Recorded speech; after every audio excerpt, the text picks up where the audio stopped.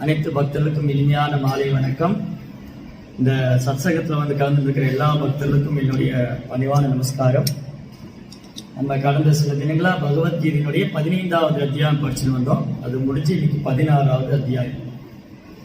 16வது அத்தியாயத்துடைய தலைப்பு வந்து தெய்வீக மற்றும் அசுர இயல்புகள்.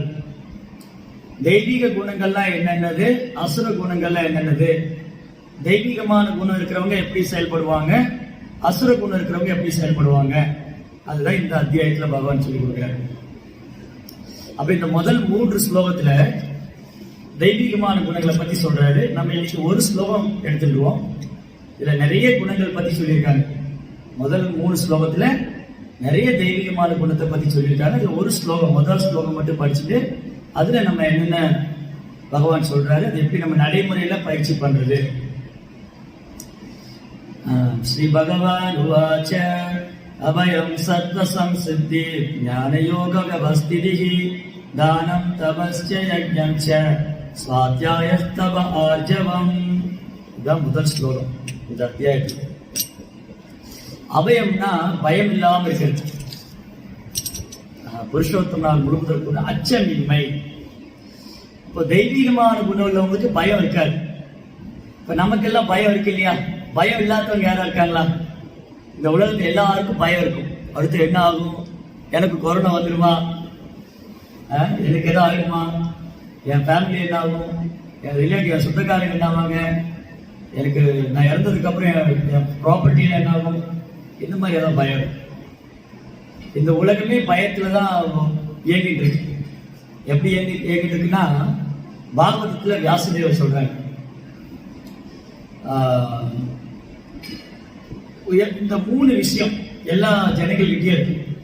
சோக, மோக, பயம். சோகம்னா கவலை, மோகம்னா அறியாம, பயம்னா பயம். இதுல இருந்து எப்படி விடுபடுறது? இதுல இருந்து விடுபட முடியாம கஷ்டப்பட்டு இருக்காங்க இல்லையா? பெரும்பாலான ஜனங்க இதுல இருந்து விடுபட முடியல. சோகத்திலிருந்து விடுபட முடியல, மோகத்திலிருந்து விடுபட முடியல, பயத்திலிருந்து விடுபட முடியல. அப்ப அதுக்கு என்ன வழி? ஏதாவது வழி இருக்கா? இருக்கு.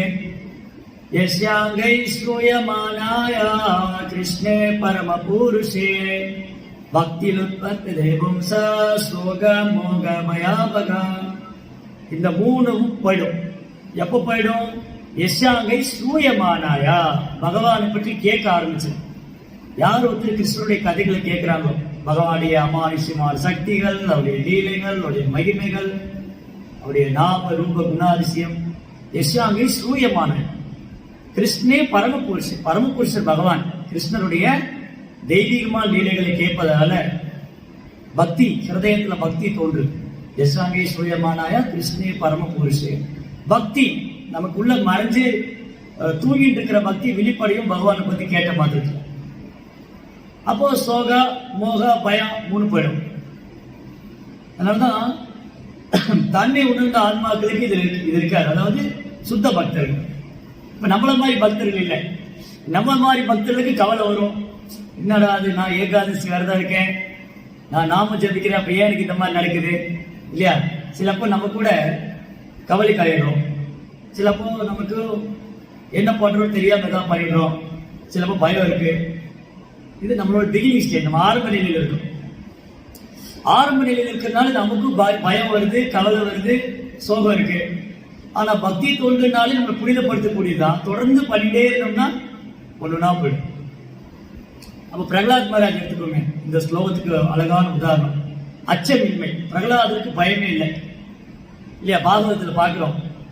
பிரகலாதர் வந்து அம்மாவுடைய கருவில் இருந்தப்போ நாரத மகரிஷி கேட்டார் கிருஷ்ணாவுடைய நாம ரூப குணாதிசயங்கள், பகவானுடைய லீலைகள், அவருடைய அமானுஷ்யமான சக்தி, அவருடைய மகிமைகள், இதெல்லாம் பிரகலாத் மகாராஜ் அம்மாவுடைய வயிற்றுக்குள்ள இருக்கும் போது கேட்டார். கேட்ட மாதத்துல ஒரு பகவான் மேல அன்பு ஏற்பட்டது. சவனம், கீர்த்தனம், தன் விஷ்ணு ஸ்மரணம். 9 பக்தி தொண்டு பிரகலாத் மகாராஜ் தான் சொல்லிக் கொடுக்கிறார். சவனம், கீர்த்தனம், விஷ்ணு ஸ்மரணம், பாத சேவனம், அர்ச்சனம், வந்தனம், தாசியம், சக்கியம், ஆத்ம நிவேதம். அதுல 9 பக்தி தொண்டுல விஷ்ணு ஸ்மரணத்துக்கு பிரகலாதரே உதாரணம். சதா பகவானுடைய திருவடியிலே தியானம் பண்ணிட்டு இருந்தார். அப்ப யாரு எதிரி ஆயிட்டாங்க? அவங்க அப்பாவே எதிரி ஆயிட்டாங்க. அப்ப அந்த குழந்தை பெரிய தப்புன்னு பண்ணல, பகவான் நாமத்தை உச்சாரணம் பண்ணல, நாம ஜெபிச்சது. நாமும் ஜெபிச்சது குற்றமாயிடுச்சு. இரண்யகசிபு சொன்னார், இந்த குழந்தை எனக்கு வேணாம், கொன்னுடுங்க. உயிருக்கு ஆபத்து. நமக்கு வந்து சின்னதா ஒரு ஆபத்து வந்தாலே நம்மளால தாய்க்க முடியாது. எங்காவது போய் வண்டியில போய் முட்டிட்டோம், அப்போ வலிக்கும், அழுகுறோம், ஏதோ ஆயிடுமோ, கீழே விழுந்துட்டாலே உடனே சின்னதா ஒரு தலைவலி இருக்கும், போய் ஸ்கேன் பண்ணி பார்த்துருவோம், பயமா இருக்கு என்ன. திடீர்னு ஏதோ ஒரு ப்ராப்ளம் வந்துடும், திடீர்னு நம்ம போய் உடனே ஸ்கேன் பண்ணிடணும், இசிஜி எடுத்துடணும், பயம், கவலை. ஆனா பிரகலாத் மகாராஜுக்கு லைஃப் த்ரெட்டனிங் ப்ராப்ளம், உயிரே பறிக்கக்கூடிய தண்டனை இல்லையா. ஒரு மலை உச்சியில தூக்கி போட்டாங்க, சமுத்திரத்துல தூக்கி போட்டாங்க, ரசம் வச்சு கொடுத்தாங்க, பாம்பு கொடூரம் பாம்பு வச்சு பண்ணி கொள்ள பார்த்தாங்க, யானையோட கால்களில் தூக்கி போட்டாங்க. இது ஒண்ணுமே பிரகலாத் நெருப்புல தூக்கி போட்டாங்க. ஏன்னா பிரகலாதுக்கு பயம் இல்லை. ஏன் பிரகலாதுக்கு பயம் இல்லை? எதனால? ஏன் பிரகலாதுக்கு பயம் இல்லை? என்ன நெருப்புல போடுறாங்களே, என்ன தண்ணியில தூக்கி போடுறாங்களே, என்ன வந்து மலை உச்சியிலிருந்து தூக்கி போடுறாங்களே, எதனால பிரகலாதுக்கு பயம் வரல? நம்ம வந்து ஒரு ஹைட்டான இடத்துல இருந்து இப்ப இந்த பில்டிங்ல மேல போய் வெட்டி பாருங்க பயம் வருது. நான் கொஞ்ச நேரம் இப்படி மாடி மொட்டை மாடி போய் வெட்டி பாருங்க பயமா இருக்கு. இவ்வளவு ஹைட்டு மேல வந்துட்டு இல்லையா. அப்போ ஒரு தூரத்துக்கு மேல போனா நம்ம எட்டி பார்த்ததே பயமா இருக்கு. பிரகலாதர் ஒரு மலை உச்சியிலிருந்து தூக்கி போட்டாங்க. ஏன் அவருக்கு பயம் வரல? நைனம் சிந்தந்தி சாஸ்திராணி நைனம் தகதி பாவங்க. ஆத்மாவை நெருப்பால் நெருக்க முடியாது, நீரால் நனைக்க முடியாது, காற்றால் உணர்த்த முடியாது, ஆயுதங்களை கொண்டு வெட்ட முடியாது. பிரகலாதர் கன்வின்ஸ் ஆயிருக்கு, நான் இந்த பாடியில I not body spirit soul, நான் இந்த சரீரம்ல நான் ஆன்மா. நீங்க இந்த உடம்பு என்ன வேணா பண்ணலாம், நெருப்புல தூக்கி போடுங்க உடம்பு பசுமாயிடும் இல்லையா. நெருப்புல போட்டா உடம்பு எரிச்சு போயிடும். ஆனா ஆத்மாவுக்கு நைனம் சிந்தந்தி சாஸ்திராணி நைனம் தகதி பாவங்க. நெருப்புல போட்டு ஆத்மா எரிக்க முடியாது. இந்த தண்ணியில சமுத்திரம் தூக்கி போடுங்க, இந்த உடம்புக்கு வீணா போயிடும், மூழ்கி போய் நம்ம இறந்துடும். எப்ப ஏற்பட்ட நீச்சல் இருந்தாலும் நடுக்கடல தூக்கி போட்டா அவன் நீதி வர முடியும் இல்லையா. அப்ப தண்ணியில போட்டா நான் இந்த உடம்பு பாதிக்கும், ஆத்மா பாதிக்க. நைனம் சிந்தந்தி சாஸ்திராணி நைனம் தகதி பாவம். நீரால் நனைக்க முடியாது ஆத்மாவை. படிக்கிறோம் செகண்ட் 2வது அத்தியாயத்தில் படிச்சிருக்கோம். ஆத்மாவை நெருப்பால் எரிக்க முடியாது, நீரால் நனைக்க முடியாது, காற்றால் உலர்த்த முடியாது, ஆயுதங்களை கொண்டு வெட்ட முடியாது. இதுல 100% பிரகலாத தெளிவா இருக்கு. அதாவது ஒரு தண்ணி உணர்ந்த ஆன்மா. ஒன்று நான் ஆன்மா அல்ல, நான் சரீரம் அல்ல, ஆன்மாங்கிறது தெளிவா இருந்தது. 2 பகவானுடைய திருப்பாதங்களை பூர்ணமாக சரணாயிட்டு. எனிவே நீங்க இந்த உடம்பை கொள்ளுவீங்க, கொள்ளுங்க, எனக்கு ஒண்ணு நான் லாஸ் ஒண்ணு இல்லை, எனக்கு நஷ்டம் இல்லை. நான் இந்த உடம்பு விட்டு பகவான்கிட்ட போவேன். நான் பகவானே நினைச்சுக்கிட்டு இருக்கேன். நீங்க என்ன கொள்றீங்களா, கொள்ளுங்க. இந்த உடம்பு விட்டதும் நான் பகவான்கிட்ட போயிடுவேன். அதனால பயம் இல்லை. அப்போ பயம் இல்லாம இருக்கிறது ஒரு தெய்வீகமான குணம். எல்லாத்துக்கும் பயந்துட்டே இருப்பாங்க இந்த உலகத்துல. என்ன ஆக போகுது, அடுத்து என்ன ஆகும், அடுத்து என்ன ஆகும். அப்போ தெய்வீகமான குணத்துல ஒன்றும் பயம் இருக்கக்கூடாது. எதுக்கும் பகவானிடம் சரணாகதி பண்ண பக்தனுக்கு என்ன பயம்? ஒரு பயம் தேவையில்லை. எல்லா ஜீவன்களையும் பகவான் பராமரிக்கிறார். சின்ன கொசுக்கும் அவர் தான் உணவு கொடுக்கிறாரு, யானைக்கும் அவர் தான் உணவு கொடுக்கிறாரு. அப்படின்னு எனக்கு உணவு கொடுக்காம போயிடுவார. அதனால பயமே தேவையில்லை. ஐயோ எனக்கு கிடைக்காம போயிடுமோ, லாக்டவுன்ல எல்லாம் வாங்கி வச்சுக்கணும், தீர்ந்து போயிடுமோ, ஏதாவது ஒன்றும் பயந்துக்க வேண்டாம். நமக்கு என்ன தேவையோ அது பகவான் கொடுக்கும். நம்ம நல்ல பக்தி பண்ணோம்னா, நல்ல பக்தி பண்ணக்கூடிய பக்தனுக்கு அவனுக்கு தேவையானவற்றை கொடுத்து அவன்கிட்ட உள்ளதையும் காத்து நானே அருள்பாலிக்கிறீர்கள் இல்லையா. ஃபர்ஸ்ட் குவாலிட்டி, முதல்ல குணம் வந்து பயம் இருக்கக்கூடாது, அச்சமின்மை. 2வது என்ன சொன்னாங்க? தனது நிலையை தூய்மைப்படுத்துதல், தூய்மையா இருக்கு. சாதவ சத்வம் சம்சுத்தி, சத்வம் சாத்வீகமான குணங்கள் தூய்மையா இருக்கிறது. உள்ளேயும் தூய்மையா இருக்கிறது, வெளியும் தூய்மையா இருக்கிறது. இப்ப கொரோனா வந்ததுக்கு அப்புறம் தான் வெளியே தூய்மையா இருக்காங்க. அப்ப உள்ளேயும் தூய்மையா இல்லை, வெளியும் தூய்மையா இல்லை. இப்ப அட்லீஸ்ட் வெளியாவது தூய்மையா இருக்காங்க. கையெல்லாம் கிளீன் பண்ணிக்கிட்டே இருக்காங்க, எப்பவும் கிளீன் பண்ணிக்கிட்டே இருக்காங்க மைண்ட். அப்போ தூய்மையா இருக்கிறதுனா உள்ளேயும் தூய்மையா இருக்குது, வெளியும் தூய்மையா இருக்கு. வெளியில நம்ம பியூரிஃபை பண்ணிக்கிறோம், நம்மள சானிடைசர் எல்லாம் போட்டுக்கிறோம், குளிச்சுக்கிறோம், எல்லாம் பண்ணிக்கிறோம். உள்ள தூய்மையா இருக்கிறதுக்கு பக்தி, தொடர்ந்து நாம ஜபிக்கிறோம். ஹரே கிருஷ்ணா கிருஷ்ண கிருஷ்ணா ஹரே ஹரே, ஹரே ராம் ராம் ராம் ஹரே. இந்த அசுத்தம்ங்கிறது என்னது? பிரபுபாத் பொருள் என்ன சொல்றாரு? அசுத்தம்ங்கிறது உடலால் அவருக்கு அசுத்தம். உடலால் எப்படி எப்ப அசுத்தமாகுது? எப்ப நம்ம உடலால் அசுத்தமாகிறோம்? தகாத உறவு பண்ணும்போது உடலால் அசுத்தமாயிடும். கரெக்டா? அப்ப பெண்களோடு சங்கம், அப்போ அது அசுத்தமாயிடும். அதாவது சம்சுத்தி, சத்வம், சம்சுத்தி. அப்போ 3 விதமான அசுத்தங்கள் இருக்கு பிரபுபா சொல்றாரு. எது? கனகா, காமினி, பிரதிஷ்டா. செல்வம், செல்வத்தில் ரொம்ப பற்றுதல் இருந்தாலும் ஆன்மீகத்துல ஆர்வம் வராது. பெண்கள் மேல ரொம்ப பற்றுதல் இருந்தாலும் பக்தியில் ஆர்வம் வராது. பிரதிஷ்டா, பெயர், புகழ், பதவி எதிர்பார்த்தாலும் பக்தியில பற்றுதல் வரும், பக்தியில முன்னேற்றம் வருது. அப்ப இந்த மனதுக்குள்ளதான் உட்கார்ந்து இருக்கு. மனதுக்குள்ள உட்கார்ந்து இருக்கு. பெண்கள் மேல பற்றுதல், செல்வத்தின் மேல பற்றுதல், அப்புறம் புகழ், பதவி, இதெல்லாம் ஆபத்தானது. இதை நம்ம மனதிலிருந்து இதை எடுக்கணும். மனதிலிருந்து இதை எடுக்கணும்னா நான் தொடர்ந்து சேவை பண்ணிக்கிட்டே இருக்கணும். அதனால அகையை துகி அப்பிரதிகதா, எந்த ஒரு உள்நோக்கம் இல்லாம, எந்த ஒரு எதிர்பார்ப்பும் இல்லாம செய்யக்கூடிய சேவை, அதான் உத்தமமான பக்தி. இப்ப நம்ம பண்ற பக்தி எல்லாம் கலப்படமான பக்தி. ஏன்னா ஏதோ ஒரு எதிர்பார்ப்பு இருக்கத்தான் செய்யுது. ஆனா அது அப்படி இருந்தாலும், ஏதோ ஒரு எதிர்பார்ப்போட பக்தி பண்ணிட்டு இருந்தாலும், தொடர்ந்து பக்தி செய்யும் போது பிரபுபாவுடைய புஸ்தகங்கள்லாம் வாசிச்சுட்டு பக்தர் கூட குருவோடைய கட்டளை ஏற்றுட்டு பக்தி பண்ணிட்டே வரும்போது அந்த ஸ்டேஜ்ல இருந்து அடுத்தடுத்து உத்தமமான பக்தி வரும். அப்ப பக்தினாலே புனிதப்படுத்துறது. ஆரம்பத்துல இந்த கலங்கங்கள்லாம் இருக்கும். துருவ மகாராஜ் கூட ஆசை இருந்தது. துருவ மகாராஜ் என்ன நினைச்சாரு? என் கொள்ளு தாத்தாவோட பெரிய பதவி அடைந்து நினைச்சு. துருவ மகாராஜுடைய அப்பா உத்தானபாத.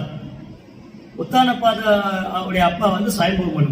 சுயம்பு மனுக்கு 2 பசங்க, உத்தானபாத, பிரியவார்த்தா, உத்தானபாத, 2 பேர். உத்தானபாதோடைய அப்பா சுயம்பு மனு, அவருடைய அப்பா பிரம்மா. அப்போ என்ன ஆயிடுச்சு? துருவா ஒரு நாள் சித்தி கீழே தள்ளி விட்டாங்க. அப்போ துருவா, ஏன் அப்பா மடியில உட்காருது, எனக்கு அதிகாரம் இல்லையா? நான் அவரை விட ஒரு பெரிய பதவி, அவர் என்ன, நான் பிரம்மா காட்டில பெரிய பதவி எழுதி. அப்புறம் ஃபர்ஸ்ட்ல அவருக்கு அட்டாச்மெண்ட் இருக்கு, நான் பெரிய போஸ்டிங் வரணும், என் கொள்ளு தாத்தாவோட நான் பெரிய பதவி எழுதி. அப்போ அவங்க அம்மா சொன்னாங்க, நீ போய் அம்மாட்ட போய் கேட்டேன், ஏன் நான் சித்தி கீழே தள்ளி விட்டேன், எனக்கு அப்பா மடியில உட்காருறதுக்கு எனக்கு தகுதி இல்லை. அம்மா சொன்னா, என்ன பண்றது, உன் அப்பாவுக்கு நம்மளை பிடிக்கல, அதனால அவருக்கு நம்மளை கேர் பண்ணிக்க மாட்டேங்கிறாங்க, நம்மளை கவனிக்க மாட்டேங்கிறாங்க. அப்ப யாரு கேட்பா, என்னம்மா இப்படிதான் இருக்கு, இதுக்கு தீர்வு தான் என்ன? அப்ப அம்மா சொன்னாங்க, கிருஷ்ணா தான், பகவான் தான் நமக்கு, அவர் தான் நமக்கு இது சரி பண்ணணும். அப்ப கிருஷ்ணா எங்க இருக்காரு? 5 வயசு குழந்தை. கிருஷ்ணா எங்க இருக்காருமா? அவர் காட்டுல இருக்காரு. முனிவர்கள் அங்கதான் தவம் பண்றாங்க. முனிவர்கள், ரிஷிகள், யோகிகள், ஞானிகள்லாம் பகவானுக்கு தவம் பண்ணிட்டு இருக்காங்க. கிருஷ்ணா அங்க இருக்காரு. ராத்திரியே போயிட்டா இருக்காங்க கிருஷ்ணாவை தேடி. முதல்ல என்ன ஒரு டிசைர் அவருக்கு, கிருஷ்ணாவை பார்த்து நான் கேட்கணும், ஏன் அப்பா மடியில எல்லாம் உட்கார முடியும், நான் அவரோட பெரிய பதவி. அந்த நாரத மகரிஷியோடைய கருணையினால அவருக்கு நாம ஜபம், ஓம் நமோ பகவதே வாசுதேவாய, ஓம் நமோ பகவதே வாசுதேவாய, நாமும் ஜபித்து அவர் ஹிருதயமெல்லாம் தூய்மை எடுத்து குருவோடைய கருணையினால. ஆரம்பத்தில் அவருக்கு என்ன தேவை இருந்தது? ஒரு பெரிய பதவி தேவை. குருவோடைய அனுகிரகத்தினால கிருஷ்ணரை தரிசனம் பண்ணாரு. நேருக்கு நேர் கிருஷ்ணாவை தரிசனம் பண்ணாரு. ஹிருதயத்தில் உள்ள பரமாத்மா நேருக்கு நிற்கிறார் குருவா முன்னாடி. துருவா அப்படியே கண்ணை மூடி தவம் பண்ணிட்டு இருக்கு. துருவா, கிருஷ்ணா கூப்பிடுறாரு. துருவா கண்ணை திறந்து பார்த்தா பகவான் முன்னாடி நிற்கிறார் கிருஷ்ணா 4 கரங்களோட. வனமாலி கரீச்சாங்கி சங்கி சக்ரி சுனந்தகி ஸ்ரீமான் நாராயணோ விஷ்ணு வாசுதேவோ பிரகக்ஷன். வாசுதேவ கிருஷ்ணா நல்ல மழைக்காலத்து மேகத்தை ஒத்த நிறம், மஞ்சள் நிறம் பீதாம்பராணி, கண்ணெல்லாம் தாமரைகள் மாதிரி காதுவர் இருக்கு, என்றுமே வாடாத வைஜெயந்தி மாலை, மார்புல ஸ்ரீவசபுரி, கௌஸ்தவமணி, இதெல்லாம் பார்த்தேன். தலையில் அழகான ஒரு மைத்ரி, இது ஹிருதயத்துல பார்த்துட்டு தான் பகவான் முன்னாடி நிற்கிறேன். துருவா அவனுக்கு என்ன வேணும்? கிருஷ்ணாவை பார்த்தோன்னே எனக்கு ஒண்ணு வேணும், எனக்கு ஒண்ணும் இல்ல துருவா, நீ ஏதோ கேட்கதானே வந்தேன். இல்ல பகவான் எனக்கு ஒண்ணு வேண்டாம். இல்ல நீ கேள. இல்ல ஒண்ணு வேண்டாம். நான் கண்ணாடி துண்டுக்கு ஆசைப்பட்டு வந்துட்டு எனக்கு வைரம் கிடைச்சிருக்கு. கண்ணாடி வந்து நம்ம தேடிட்டு இருக்கோம் எங்கேயாவது கிடைக்குமான்னு. ஆனா வைரம் கிடைச்சிருக்கு. இனி யாரும் இப்ப கண்ணாடி பின்னாடி போவாங்களா? அப்ப பகவானே உங்களுக்கு தூய்மையான பக்தி எனக்கு கொடுத்துட்டீங்க, நீங்க எனக்கு கண்ணாடி பின்னாடி நான் போக மாட்டேன். அப்ப மனதளவுல தூய்மை அடைகிறது, மனதில் உள்ள இந்த அனர்த்தங்கள்லாம் கலங்கங்கள்லாம் போகணும். அது இருந்ததுன்னா பக்தியில வீழ்ச்சி அடைஞ்சிடும். பக்தி பண்ணிட்டு தான் இருப்போம், ஆனா மனதளவுல கலங்கம் இருந்ததுன்னா வீழ்ச்சி அடைஞ்சிடும். நிறைய பக்தர்களுடைய சரித்திரம் மூலமா பகவான் நமக்கு எச்சரிக்கிறார் எவ்வளவு கவனமா இருக்கணும். ஏன்னா மனது வந்து ரொம்ப ஏமாத்தக்கூடியது, சூட்சமான ஒரு புலன். கிருஷ்ணா என்ன சொல்றாரு, மனசாஸ்தானி இந்திரியானி பிரகிருதிஸ்தானி. மனம் உட்பட 6வது மனது வந்து 6th சைடு 6வது புலன். 5 புலன்கள் இருக்கு, மனசு சூட்சமா இருக்கு. மனது என்ன பண்ணும், நம்மளை கிருஷ்ணாவிலிருந்து ரொம்ப தூரம் அழைச்சிட்டு போயிடும். இந்த மாதிரி விஷயங்களை போய் மாட்டிட்டோம். ஸ்ரீரங்கத்துல ஒரு அழகான ஒரு பக்தர் இருந்தார். அவருக்கு மூலமா பகவான் நமக்கு எச்சரிக்கை பண்ற எவ்வளவு கவனமா இருக்கணும். விப்ரநாராயணர் கேள்விப்பட்டிருக்கீங்களா? விப்ரநாராயணர் அழகான பூ தோட்டம் வச்சிருந்தார். இன்னைக்கு அந்த தோட்டம் இருக்கு, போன பார்க்கலாம். ரங்கநாத கோயில்ல அழகான பூந்தோட்டம் வச்சு ரங்கநாதருக்கு மாலையெல்லாம் முறை கையால தொடுத்து தினமும் போய் பூ மாலை ஆஃபர் பண்ணுவார். பகவானுக்கு மாலை பிரம்மச்சாரி. எந்த பெண்களையும் வாழ்நாளில் ஏறெடுத்து பார்த்தது பிரம்மச்சரிய விரதம் இருந்து அவருடைய முழு வாழ்க்கையை பகவானுக்கு அர்ப்பணிச்சு. அவருடைய மனம், புலன்கள், புத்தி, ஆன்மா எல்லாம் பகவான் ரங்கநாதனுக்கு செய்ய. தினமும் அழகா மாலை தொடுத்து ஒரு ஆசிரமம், அந்த நந்தவனத்துல ஒரு அழகான ஆசிரமம் இருந்தது. அந்த ஆசிரமத்தையும் தாங்கிட்டு கோக்குல எல்லாம் எடுத்து மாலையா தொடுத்து போய் ரங்கநாதனுக்கு அர்ப்பணம் பண்ணுவார். அப்போ ஒரு நாள் 2 தேவதாசிகள் வந்து நடனம் ஆடிட்டு போனாங்க. அப்போ அந்த தோட்டம் வழியா போனாங்க.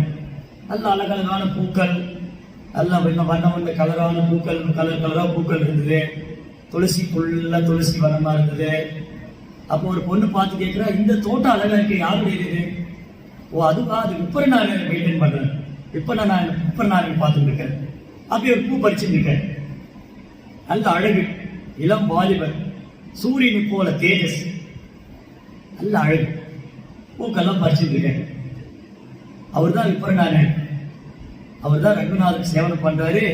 அவர் பிரம்மச்சரிய விரதம் இருக்காரு. எந்த பொண்ணும் பார்க்க மாட்டார், அவர் பாடி சேவனம் பண்ணிட்டே இருப்பாரு. இவங்க 2 அழகான பொண்ணுங்க.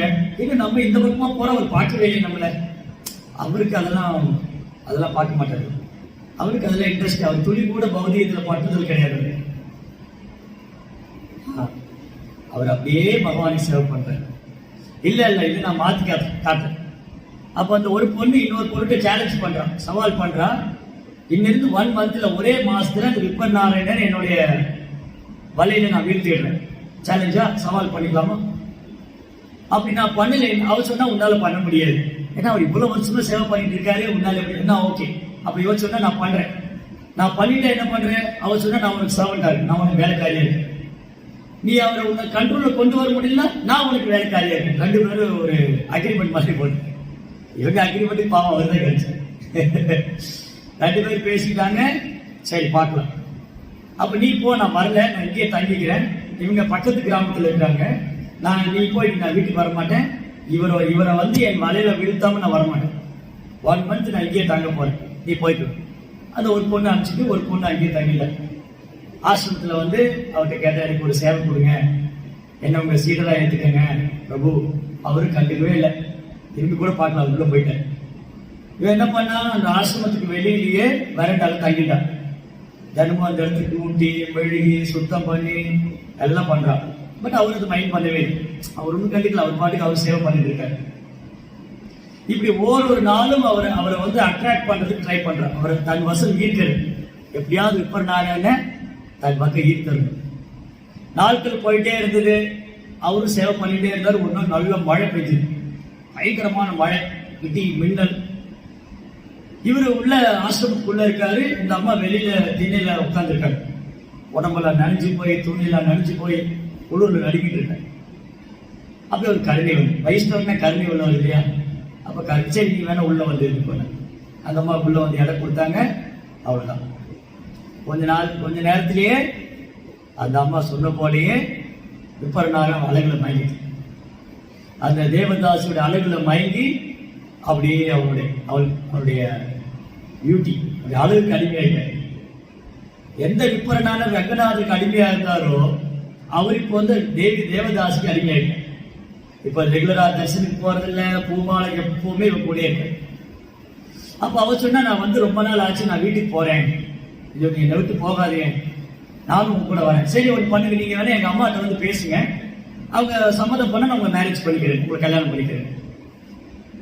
சரி நீ போ, நான் வரேன்ட்டு அந்த அம்மா வீட்டுக்கு வந்தா, இவரும் விப்பநாராயணும் ரொம்ப ஆர்வமா வராரு. வந்து அந்த பொண்ணுடைய அம்மாட்ட பேசுறாங்க, எனக்கு வந்து உங்க பொண்ணு கல்யாணம் பண்ணி கொடுங்க. என்ன தைரியம் இருந்தா உனக்கு வந்து என்ன கேட்ப, நீ ஒரு பிச்சைக்காரன், நீ ரொம்ப ஏழ்மையா வாழ்ற, உனக்கு என் பொண்ணு கேட்குதா, என் பொண்ணு நீ கல்யாணம் பண்ணுமா அப்படின்னு நீ எனக்கு நிறைய செல்வம் கொண்டு வந்து கொடு, நிறைய பணம் கொண்டு வந்து கொடு, அப்பதான் நான் உனக்கு கல்யாணம் பண்ணி தருவேன். நான் எங்க போவேன் பணத்துக்கு, நீ எங்க போவ என்ன பண்ணுவ அது எனக்கு தெரியாது, நீ பணம் கொண்டு வந்து கொடுத்தா நான் கல்யாணம் பண்ணி கொடுப்பேன், அது வரைக்கும் இந்த பட்டமே வராதுன்னு வெளியே தள்ளி கதை உடைச்சிட்டேன். இவருக்கா அவரை பார்க்காம இருக்க முடியல, அவரை பார்க்க முடியல, பேச முடியல, பழக முடியல, எப்படி ஆயிடுச்சுன்னு அந்த தெருவோரமா வந்து ஒரு திண்ணையில படுத்திருக்காரு. திண்ணையில அப்படியே கவலையில வீழ்ந்துட்டார். எப்படி சேவனம் பண்ணிட்டு இருந்தவரு, தன் வாழ்க்கையை ரங்கநாதருக்கு அர்ப்பணம் பண்ணி சேவனம் பண்ணிட்டு இருந்தவரு, ரங்கநாதர் சேவையை விட்டு அந்த விலைமா அந்த தேவதாசியும் அடைய முடியாம அப்படி தெருவுல திண்ணையில படுத்திருக்காரு சோகத்துல. அப்ப நம்பெருமாள் வந்து உற்சவ மூர்த்தி, நம்பெருமாள் அப்படியே பவனி வராரு பல்லக்குல. பக்தர்கள்லாம் கீர்த்தனம் பாடுறாங்க, பிராமணர்கள்லாம் வேத மந்திரம் ஓதுறாங்க. அப்ப நம்பெருமாள் பார்த்து ரங்கநாயகி தாயாரும் பெருமாள் சொல்றாங்க, என்னது நீங்க ஏன் இப்படி பண்றீங்க, அவரை சீக்கிரம் திருத்தி ஆட்கொள்ள வேண்டாமா, எவ்வளவு ஒரு காலம் நமக்கு சேவை பண்ணாரு, இப்படியே விட்டுறதா அவரை. ரங்கநாதர் என்ன பண்ணாரு, தாயாருக்கு வந்து பர்மிஷன் வந்தாச்சு. அம்மா வந்து குழந்தைகள் கஷ்டப்படுறத அம்மானால பார்த்துக்க முடியும், நல்ல சேவனம் பண்ணிட்டு இருந்தானே, இப்படி போய் விழுந்துட்டானே மாயில, அந்த பெண்ணோட அழுகல மயங்கி போயிட்டாங்க. அப்ப ரங்கநாதர் சொல்லு, ஓகே நான் இன்னைக்கு அவரை திருப்தி ஆட்கொள்றேன். என்ன பண்ணாரு,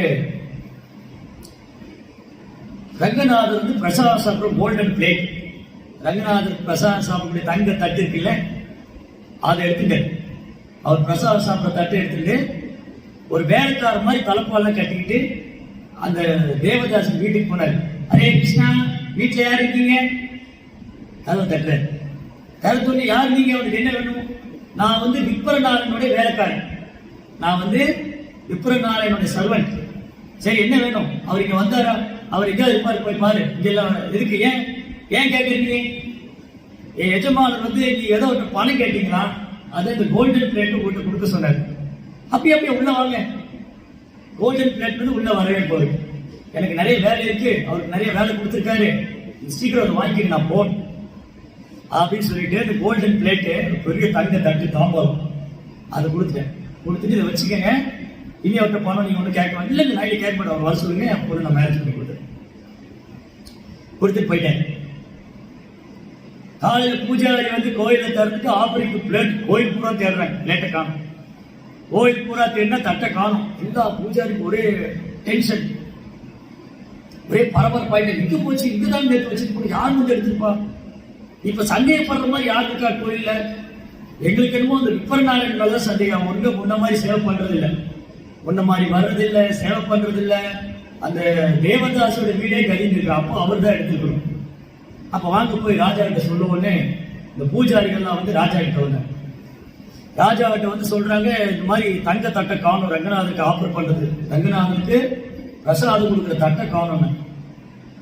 ராஜா கேட்டார், உங்களுக்கு யார் மேலேயே சந்தேகம் இருக்கா, ஆமாமா எங்களுக்கு விப்பரநாராயணன் மேல சந்தேகம் இருக்கு. அப்ப காவலாளிகள்லாம் போய் நீங்க அவரை பிடிச்சிட்டு வாங்க, விப்பரநாராயணனை கைது பண்ணி அழைச்சிட்டு வாங்க, முதல்ல அந்த தாசி வீட்டுல போய் சோதனை போடுங்க, அவர் அங்கதான் கதியா இருக்காரு, அந்த தேவதாசி வீட்டுல போய் சோதனை போடுங்க, இது உண்மை அப்படின்னா அவரை கைது பண்ணி கூட்டிட்டு வாங்க. காவலாளிகள்லாம் போனாங்க, தேவதாசி வீட்டுல போய் சோதனை போட்டு அந்த தங்க தட்டு இருக்கு. இது எப்படி இங்க வந்தது, இது ரங்கநாதனுடையது, எங்களுக்கு ஒண்ணு தெரியாது, விப்பரநாராயணனுடைய சேவகன் தான் கொண்டு வந்து கொடுத்தாரு, விப்பரநாராயணனுடைய வேலைக்காரர் ஒருத்தர் வந்தாரு, அவர் தான் கொடுத்தாரு. எங்க அவரு, எங்களுக்கு என்ன தெரியும், அவர்தான் திண்ணையில எங்க படுத்துருக்கோம். காவலாளி தேடிட்டு வந்தா ஊருக்கு வெளியில ஒரு திண்ணையில அப்படியே படுத்திருக்காரு. விப்பரநாராயணா தட்டை திருடுறது மட்டும்தான் இந்த படுத்திருக்கே, உன்னை ராஜா கூட்டிட்டு வர சொன்னார் வா அப்படின்னு காசு சொல்றேன். எனக்கு ஒன்றும் தெரியாது, நான் எடுக்கவே இல்லையே, நான் கோயிலுக்கே வரலையே. அதான் நீ எங்க கோயிலுக்கு ஒழுங்கா வந்து சேவை பண்ற, நீ தான் எடுத்துக்கணும், நீ முன்ன மாதிரி இல்லை, நீ ரொம்ப மாறிட்டேன்னு கேள்விப்பட்டோம் நாங்க அப்படின்னு அவர் கைது பண்ணிட்டார். கைது பண்ணி சங்கிலாம் போட்டு கை காலாம் கட்டி கொண்டு ராஜா முன்னாடி போட்டான். ராஜா கேட்கிறார், இப்ப நாராயணா என்ன தைரியம் இருந்தா நீ வந்து அந்த தட்டை கொண்டு போய் தேவதாசி வீட்டில் கொடுப்பி, உனக்கு மரண தண்டனை விதிக்க பாரு. அழுகாரு, எனக்கு ஒன்றும் தெரியாது, நான் சத்தியமா எடுக்கல, நான் முன்ன மாதிரி சேவை பண்றது இல்லை, அது உண்மைதான், நான் கோயிலுக்கு ஒழுங்கா வர்றதில்லை, சேவை பண்றதில்லை, நான் முன்ன மாதிரி இல்லை, ஆனா திருடுற அளவுக்கு நான் மோசமானவன் இல்லை, நம்புங்க நம்புங்க. அழுகிறேன், முடியாது, யாரையும் உன்னை பாதாள சிறையில் அடைங்க, சவுக்கார் அடிங்க. அப்ப ரங்கநாதன் பேசுறேன், ஓ ராஜா, விப்பரநாராயணன் குற்றமற்றவன், யானே திருடன், நான் தான் திருடினேன். ராஜா கூட அதிர்ச்சி, என்னது ரங்கநாதா நீயா திருடினேன்? ஆமா, விப்பரநாராயணனை திருத்தி ஆட்கொள்ளவே நாம் இந்த லீலை செய்கிறோம், அவருக்காக நான் திருட்டு பத்தம் ஏற்றுக்கிட்டேன், என் பக்தனை நான் ஆட்கொள்வது. அப்ப அழுதார் விப்பரநாராயணனுடைய கண்ணில் இருந்த அருவி மாறி கண்ணீர் வந்து, நான் எவ்வளவு மோசமா போயிட்டேன், அப்ப கூட பகவான் எனக்காக வந்து ஒரு திருட்டு பத்திரம் ஏற்றுட்டார். அப்ப அடியார்களுக்காக வந்து எந்த செயலும் பண்ண தயாரா இருக்கார் பகவான். அப்போ பகவான் தன் பக்தனுக்காக எப்பேற்பட்ட அவமானத்தையும் ஏற்றுக்கொள்ள தயாரா இருக்கிறார். ரங்கநாதர் சொன்னார், நீ தண்டனை கொடுக்கணும், எனக்கு தான் கொடுக்கணும், ஏன்னா நான் தான் தட்டை தூக்கி கொண்டு போய் கொடுத்தேன், அவருடைய சேவைன்னு சொல்லிட்டு போனேன். அன்று முடிவு பண்ணார் விப்பரநாராயணன், இனி என் வாழ்க்கையில ஒருபோதும் நான் வந்து பகவத் சேவைக்கு போக மாட்டேன். பகவத் சேவை மட்டும் இல்ல, பகவானுடைய சேவகனுடைய சேவனாக இருக்கும், அடியார்களுடைய பாத தூசியின் என் தலையை நான் தாங்கிக் கொள்வேன். தொண்டரடி பொடியாழ்வார், அன்று முதல் அவரு தொண்டரடி பொடியாழ்வார். அடியார்களுக்காக பகவான் எப்பேற்பட்ட செயலும் பண்ண தயார். அர்ஜுனனுக்கு தேர் ஓட்டுறாரு, பாண்டவர்களுக்கு தூது போறாரு, பக்தனுக்காக திருட்டு பற்ற ஏத்துக்கிறாரு. அது மாதிரிதான் அந்த ஊர்ல ரெமுனார், கீர்ச்சோர் கோபினார், மாதவேந்திர குறிக்கா பாயசம் திரும்பி வச்சுக்காரு. பூஜாரி உனக்கு கணக்கு சரியா தெரியல, 12 பானை இருந்து நீ 11 தான் எடுத்துப்போ, ஒன்னு 5 வருஷத்துக்கு பின்னாடி ஒழிச்சு வச்சிருக்கேன். அதுல இருந்து அவருக்கு கீர்ச்சோர், சோர் தான் திருட, பாயசத்துக்கு திருடிய கோபினார்கள், பாயசத்துக்கு திருடிய கோபினார்கள். அது மாதிரி பக்தர்களுக்காக பகவான் எந்த மாதிரி கூட இறங்கி வந்து சேவை பண்ணுவார். பக்தர்கள் பகவானுக்கு சேவனம் பண்றதுல பேரானந்தம் அடைகிறாங்க, பகவான் பக்தனுக்கு சேவை பண்றதுல பேரானந்தம் அடைகிறாங்க. அதுக்கு முடிவு பண்ண, நீ என் வாழ்க்கையில ரங்கநாதருக்கும் ஒரு அடியாருக்கும் சேவை செய்ய தவிர வேறு எதுவும் கிடையாது. அப்ப சில வேலைகள்ல பக்தர்கள் வீழ்ச்சி அடைவது உண்டு, ஆனா பகவான் விட மாட்டேன், உடனே அவரை திருத்தி ஆட்கொள்வார். அதனாலதான் இந்த லீலை மூலமா பகவான் என்ன எச்சரிக்கை பண்றாரு, இந்திரியங்கள் ரொம்ப ஆபத்தானது, பலவான் இந்திரியங்கள் வெறும் பலசாலியும் வீழ்த்தி விடும், ரொம்ப கவனமா இருக்கு. அப்போ தத்துவம் சம்சுத்தி, உடலால மனதால தூய்மையா இருக்கிறது. அதுக்கப்புறம் ஞான யோக விவஸ்திதி. ஞான யோக விவஸ்திதினா பகவத் சம்பந்தமான தத்துவார்த்தங்களை வளர்த்துக் கொள்வது, ஞானம், நாலேஜ். எப்படி பகவத் சம்பந்தமான தத்துவார்த்தங்களை வளர்த்துக் கொள்றது? பகவானுடைய தத்துவார்த்தங்களை பக்தரிடமிருந்து கேட்கிறது, குருவிட்டிருந்து கேட்கிறது. தத்துவதர்சி, தத்துவதர்சினக, தத்வதக அப்படின்னா உள்ளவாறு, உள்ளபடி. தத்வதகங்கிற வேர்டு நிறைய இடத்துல பகவத்கீதை கிருஷ்ணா யூஸ் பண்றாரு.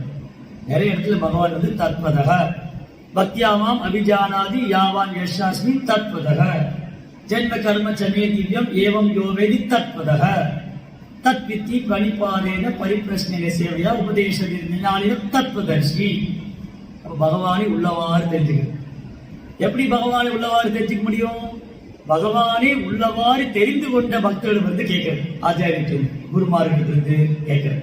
அது மூலமா ஞான யோக விவஸ்திதி, ஞான யோகம் அறிவு வளர்த்துக்கிறது. அதுக்கப்புறம் அடுத்து என்ன சொல்றாரு? தானம், தான தவம், யஜ்ஞ தான தவம். இதை மூணும் ஒரு நாளும் வாழ்க்கையில கைவிட்டக்கூடாது. இது மனிதர்களாகப்பட்டவங்க, மனித சரீரம் எடுத்துட்டவங்க தானம் செய்வது, யாகம் செய்வது தவம், யஜ்ஞ தான தவம். தான தவஸ்ச யஜ்ஞம் ச, இந்த மூணு ரொம்ப ரொம்ப முக்கியம். தானம் கொடுக்கிறது, தானம் ஏற்றுக்கொள்றது, யாகம் செய்யறது, தவங்கள் இருக்கிறது. புலன்களை கட்டுப்படுத்தி இருக்கிறது. மனதையும் புலன்களையும் கிருஷ்ணனுடைய சேவையில் ஈடுபடுத்தணும். புலன்களை கட்டுப்படுத்தலாம். மனதையும் புலன்களையும் கிருஷ்ணனுடைய சேவையில் ஈடுபடுத்திட்டே இருக்கு. இல்லாட்டி வீழ்ந்துடுவோம். அதே மாதிரி தானம், நம்மளால் இயன்ற அளவுக்கு பிராமணர்களுக்கு வைணவர்களுக்கு தானம் கொடுக்கணும். அதுக்கப்புறம் யஜ்ஞம், சங்கீர்த்தனம், கலியுகத்துடைய யஜ்ஞம் ரொம்ப சுலபமான யஜ்ஞம், ரொம்ப கஷ்டம் ஒன்றும் இல்லை. ஹரே கிருஷ்ணா கிருஷ்ண கிருஷ்ணா ஹரே ஹரே, ஹரே ராம் ராம் ராம் யஜ்ஞம். அப்ப பக்தியில உறுதியா இருந்தோம்னா நம்ம பகவான் நம்ம எப்போ ப்ரொடெக்ட் பண்ணிட்டே காத்துட்டே இருப்பார். அர்ஜுனன் ஒரு முறை என்ன பண்ணாங்க, தேவலோகம் வரைக்கும் போனாங்க. யுதிஷ்டிர சொல்றாரு, அர்ஜுனா, பாண்டவர்கள் முழுக்க அர்ஜுனையே நம்பி இருக்காங்க. இந்த யுத்தத்துல வெற்றி பெறணும், அர்ஜுனன் அமானுஷமா யுத்தம் பண்ணணும், நிறைய அஸ்திரங்கள்லாம் வேணும். அப்ப நீ தேவலோகத்துல போய் நிறைய அஸ்திரங்கள்லாம் எடுத்துட்டு வான்னு சொல்லி யுதிஷ்டிர மகாராஜ் அர்ஜுனன் அனுப்புறாரு. அர்ஜுனன் தேவலோகத்துக்கு வந்தாங்க, தவம் செய்து ஹிமாலயத்துல வந்து தவம் செய்து இந்திரன் வந்து அர்ஜுனனுக்கு தரிசனம் கொடுத்தார். அப்ப அர்ஜுனன் அழைச்சிட்டு தேவலோகத்தில் அழைச்சிட்டு போறார். அர்ஜுனா வந்து இதெல்லாம் கேட்க வேடிக்கையா இருக்கும். இதை வந்து தேவலோகத்துக்கு போனாங்களா, அதே ஒரு முறை போனாங்களா, இது நமக்கெல்லாம் இப்ப வெறும் ஆச்சரியமா இருக்கும். ஆனா ஒரு காலத்துல அந்த மாதிரி தவம் செய்தவங்க எல்லாம் இருந்திருக்காங்க. அர்ஜுனன் அதே சரீரத்தோடு தேவலோகத்துக்கு போனார். இந்திரனுடைய சபையில தங்கி இருக்காரு. இந்திரா வந்து எல்லா அஸ்திரங்களையும் கொடுக்குறாரு. அப்ப அங்க வந்து ஒரு விருந்தாளி கெஸ்டா இருக்காரு. அப்போ கெஸ்ட உபசரிக்கணும் இல்லையா? அப்போ இந்திரன் சொன்னார், ஊர்வசி அழைச்சு சொன்னாங்க, நீ அர்ஜுனனை சந்தோஷப்படுத்தணும், அர்ஜுனன் நீங்க வந்திருக்காரு, நீ அவரை சந்தோஷப்படுத்தணும். அப்போ ஊர்வசி நல்ல அலங்காரம் பண்ணிட்டு அர்ஜுனுடைய அந்த புறத்துக்கு போறாங்க. அர்ஜுனன் சொல்றாரு, நான் உங்களை திருப்திப்படுத்துறதுக்கு தான் வந்திருக்கேன். அப்போ அர்ஜுனன் சொன்னார், நீங்க எப்படி என்ன திருப்திப்படுத்த முடியும்? நீங்க எனக்கு அம்மா முறையாது. இந்திரா எனக்கு அப்பான்னு, நீங்க எனக்கு அம்மா.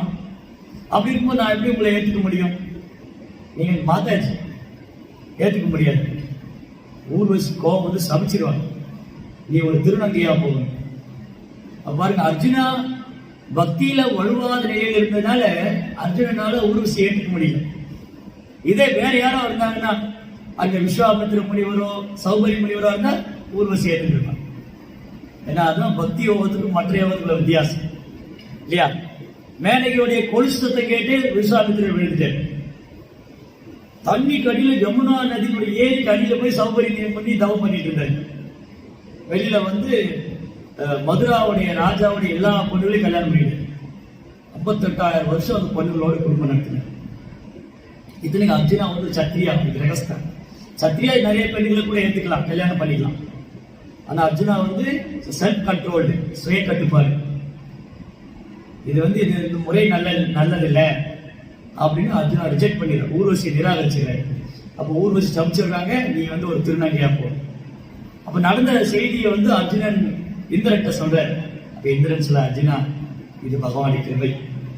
நீங்க 14 வருஷத்துல 13 வருஷம் வனவாசம், 1 வருஷம் அஞ்ஞான வாசம்.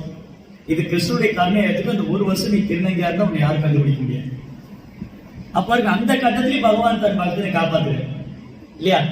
14 வருடம் காட்டுல இருக்கணும், 13 வருஷம் 14வது கடைசி வருஷம் அஞ்ஞான வாசம். யாராவது பார்த்து இவர் தான் அர்ஜுனன் சொல்லிட்டா திரும்பி 14 வருஷம் காட்டுக்கு போகும்.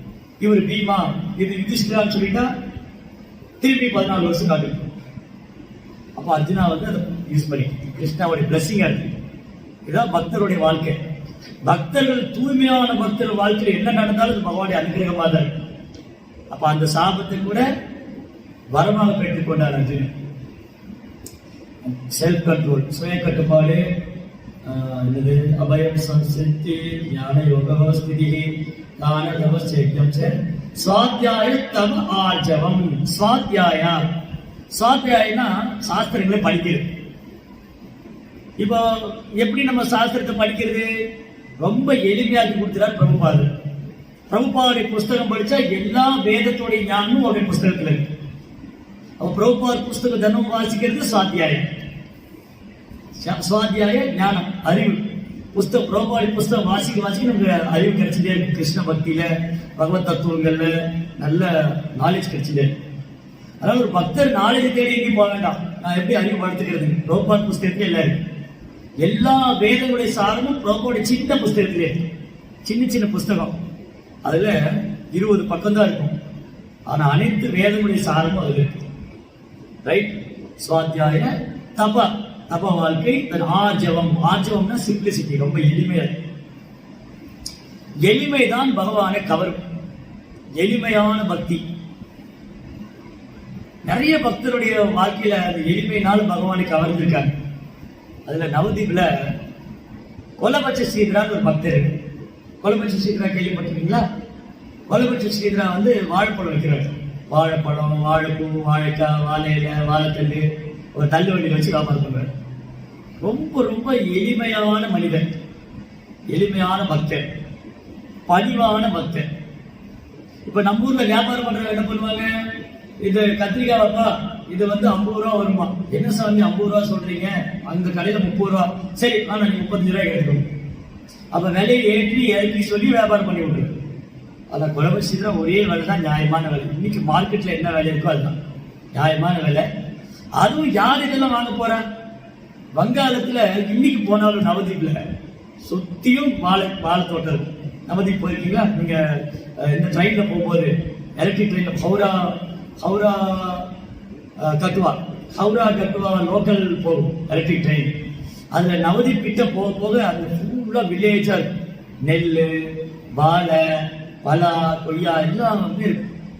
அந்த ஃபுல்லா வில்லேஜா இருக்கு. அப்ப இப்போ யாராவது எல்லார் வீட்லயும் வாழை போஇருக்கும்.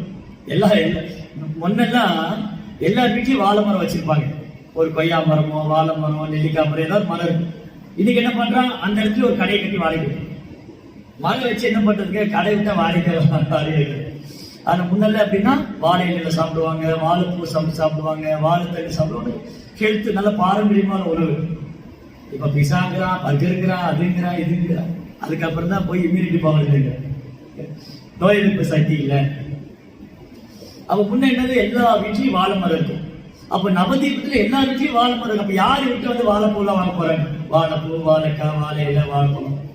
ஆனாலும் ரொம்ப சின்சியரா இருக்கிறத கொண்டு வியாபாரம் பண்ணுவார்.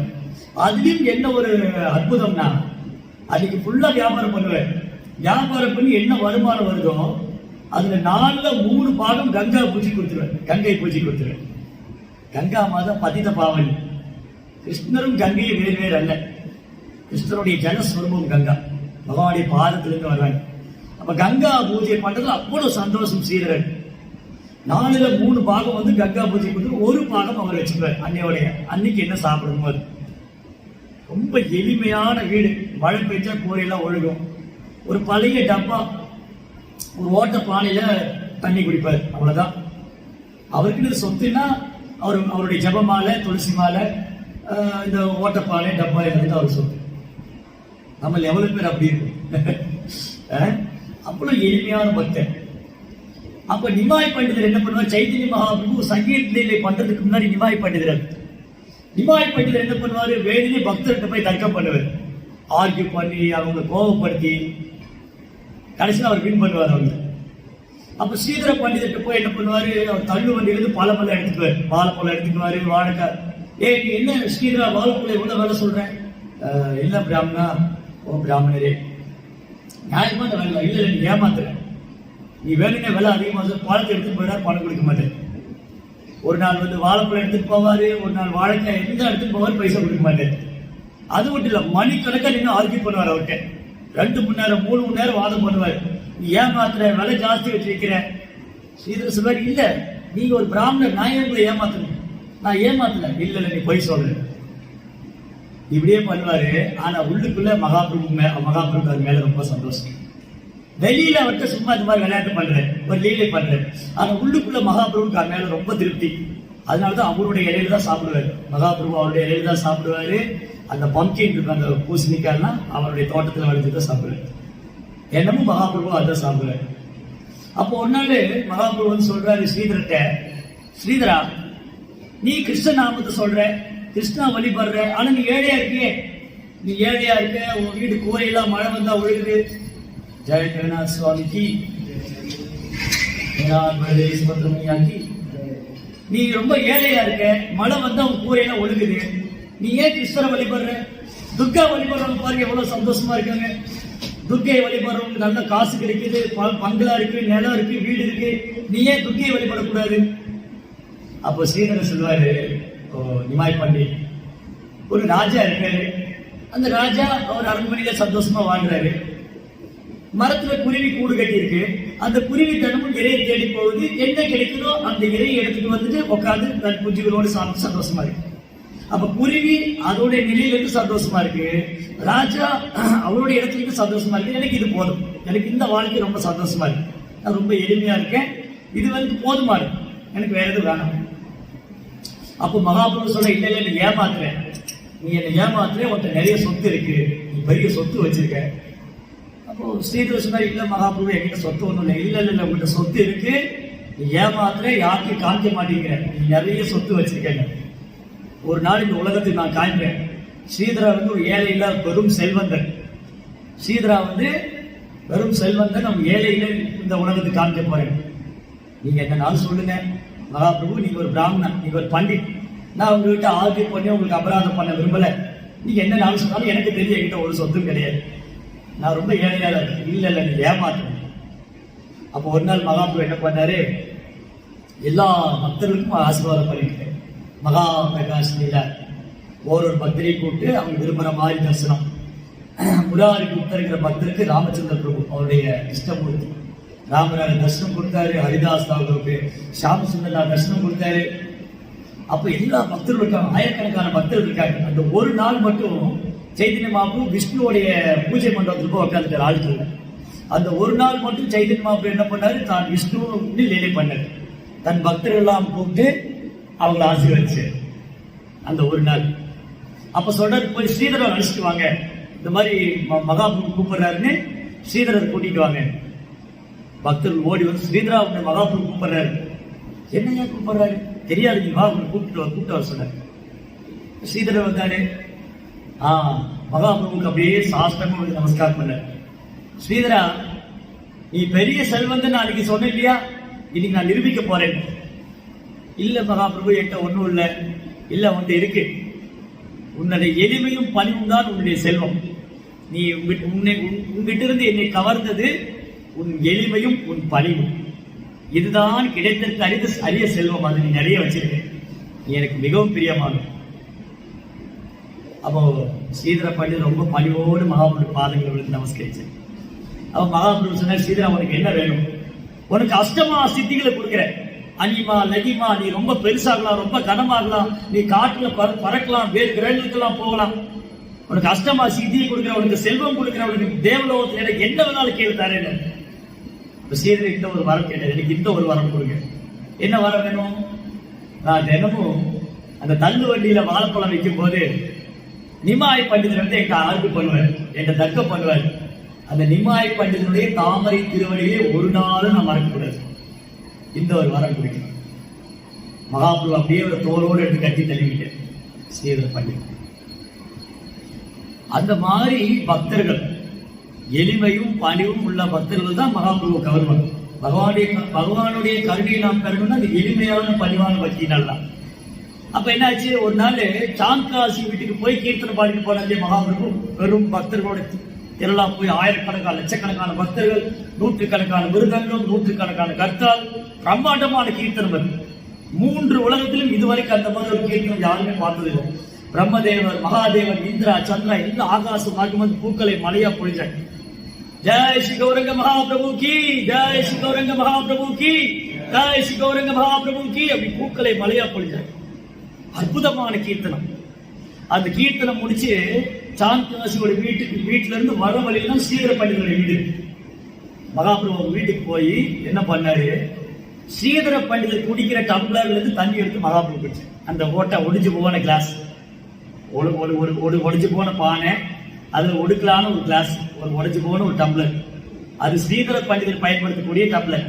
அந்த அவர் குடிக்கிற ஒரு கோப்பை, அது தண்ணி எடுத்து மகாபிரபு குடிக்கிற. ஸ்ரீதர பண்டிதர் கையை பிடிச்சிட, மகாபிரபு நீங்க இது பண்ணாதீங்க, நீங்க இது பண்ணக்கூடாது, இது நான் ரொம்ப கீழலையானவன், நான் அறுவருக்கு தக்கவன், நீங்க இது தொடக்கூடாது மகாபிரபு. இல்ல இந்த தண்ணி ரொம்ப சுவையா இருக்கு. பாருங்க மகாபிரபு எது கவர்ந்தது? ஆஜவம். ஆஜவம்னா எளிமை, ஆஜவம். அப்ப இந்த குணங்கள் தான் இப்ப வாழ்த்துக்கிறேன். நீங்க சொன்ன மாதிரி அபயம், சத்வ, சம்சுத்தி, ஞான, யோக, வஸ்திதிகி, தானம் தபஸ்ச யஜ்ஞம் ச சாத்யாயம் தபார்ஜவம். அப்ப இன்னைக்கு நம்ம படிச்சது தேவையில்லாத பயம், பக்தர்களுக்கு தேவையில்லாத பயம் தேவையில்லை. அப்புறம் எப்பவுமே மனதாலும் உடலாலும் தூய்மையாக இருந்து கொள்வது, ஆன்மீக ஞானத்தை விருத்தி செய்து கொள்வது, பக்தருடைய சங்கத்திலிருந்து பகவத் சரித்திரங்களை கேட்பது, அப்புறம் தகவலால் இயன்றளவுக்கு தானம் கொடுப்பது, சுய கட்டுப்பாடு, யாகம் செய்தல், கீர்த்தனம் செய்வது, வேதங்களை கற்கிறது, பிரபுபாடி புஸ்தகங்கள் வாசிக்கிறது, எளிமையான தவ வாழ்க்கை, எளிமையான வாழ்க்கை. இதெல்லாமே இந்த மாதிரி பக்தர்களுடைய சரித்திரத்தில் பார்த்தோம். மீண்டும் நாம் நாளை சந்திப்போம். ஹரே கிருஷ்ணா. ஜெய் ஸ்ரீ